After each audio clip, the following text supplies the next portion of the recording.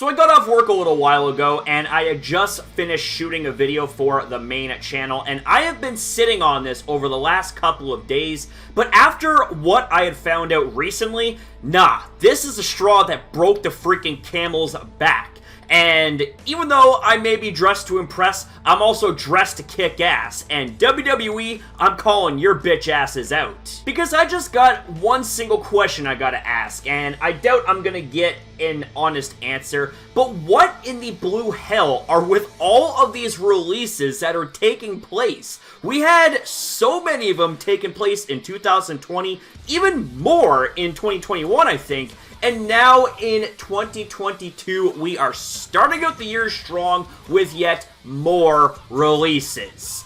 Try to wrap your head around that one, my friends. It is actually insane. So let's take a look at the names that have been released just not even half a week ago.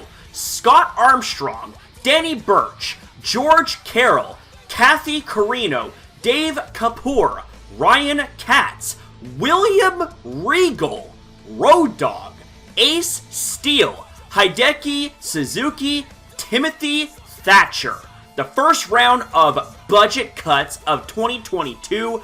Fuck you, Vince McMahon. WWE Releases. And that might sound a little bit over the top, but guys, they did more releases, and one of the names I'm about to drop here, you guys are about ready to shit a brick that is about the size of a sperm whale. It is ridiculous. Because get this, ladies and gentlemen, Samoa Joe has been released again from WWE.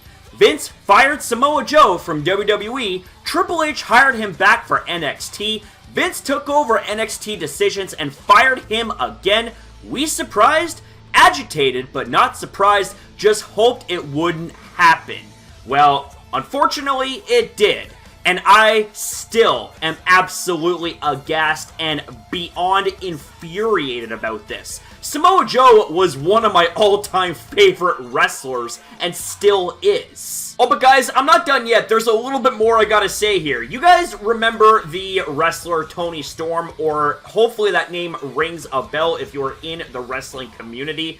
Well, guess what? WWE had a chance to make an absolute star out of her. She was oozing talent ahead of her time, but what did WWE do? They absolutely squandered her. They made her look weak against Charlotte Flair in a championship program, and Toni Storm ended up getting released. Like, can you believe that shit? Releases in 2021, you can just see the amount of faces that WWE has cut from their roster in 2021, just that year alone.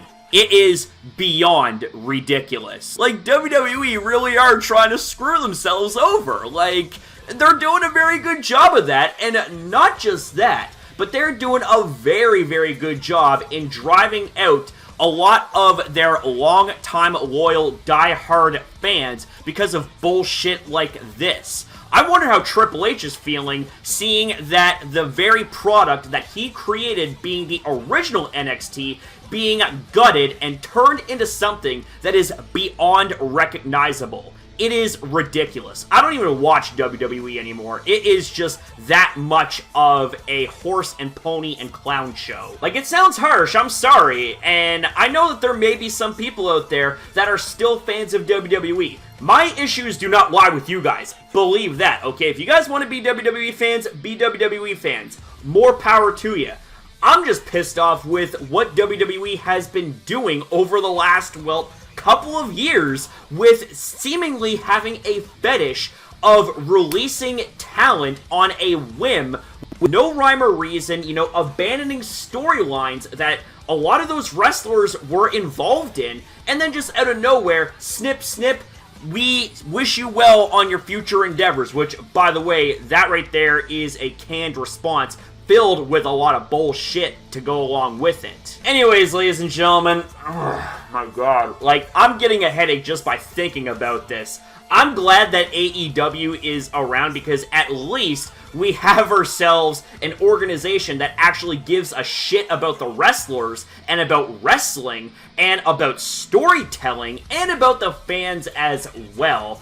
And it's a good thing that my girlfriend introduced me to AEW, because you know what? AEW is actually doing something right in my honest opinion. And this is coming from someone that has been a fan of WWE for going on 22 years. I remember February 2000 was when I was first introduced to the WWE, or back then WWF, and SmackDown was my very first ever show that I watched, and I became a lifelong fan. And it is just such a damn shame to see just how far down the slippery slope that WWE has slid down. Like, it is heartbreaking. Anyways, ladies and gentlemen, I don't think I need to say anything more without repeating myself or dragging this video out longer than it's needed. In fact, I think it's already dragged out a little bit more than intended. So I'm gonna cut things off here anyways, ladies and gentlemen.